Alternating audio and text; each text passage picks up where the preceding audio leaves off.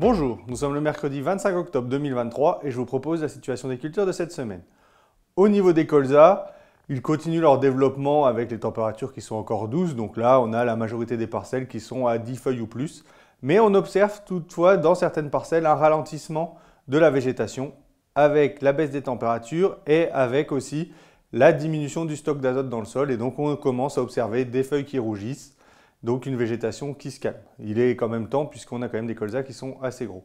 Au niveau des ravageurs, donc là les observations de larves d'altis sont toujours assez faibles. Les résultats des premières berlaises montrent une pression pour le moment assez faible, ce qui est normal puisqu'on est encore assez tôt en saison. Donc c'est trop tôt pour les interventions et de toute façon le risque d'altise est quand même limité avec ces gros colzas. Au niveau des céréales d'hiver, donc en ce qui concerne les orges d'hiver, elles sont maintenant toutes semées. La majorité des parcelles sont au stade 1-2 feuilles. Donc on peut faire le deuxième désherbage dans les situations où ça le mérite. En ce qui concerne les blés, les semis poursuivent au gré des récoltes de betteraves ou de maïs. Maintenant on peut semer l'ensemble des variétés, même les plus précoces à montaison. Les conditions de semis se dégradent avec le retour des pluies puisqu'on est entre 30 et 50 mm en fonction des secteurs sur les 5 derniers jours. Donc là maintenant on est souvent obligé de ressortir la charrue pour pouvoir faire du bon travail pour pouvoir semer.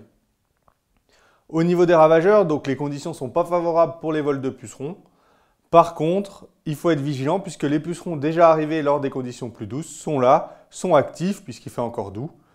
Donc soyez vigilants puisque le seuil des 10 jours de présence peut être souvent atteint. Donc dans les parcelles où vous avez vu des pucerons il y a une semaine, dès qu'il y aura un créneau favorable, il faudra intervenir. Pour les cicadelles, là la pression va largement diminuer puisque les températures ayant baissé, ce n'est pas favorable aux cicadelles, les conditions climatiques ne sont pas favorables non plus. Donc là, on va aller vers la fin du risque pour ce ravageur. Au niveau des limaces, le retour de la pluie leur est favorable.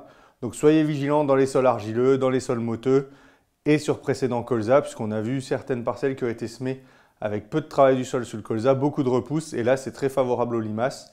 Donc soyez vigilants pour ce ravageur. La Chambre d'agriculture a mis en place avec le CETA de Montcornet et l'ITB une plateforme sur l'interculture avec différents modes de semis, 68 modalités différentes où on va retrouver différentes espèces, différentes variétés et des mélanges. Et donc cette plateforme va être visitée le mardi 7 novembre à Clermont-les-Fermes. Au programme également de la démonstration de destruction, donc vous êtes cordialement invités. Je vous souhaite une bonne semaine, à la semaine prochaine.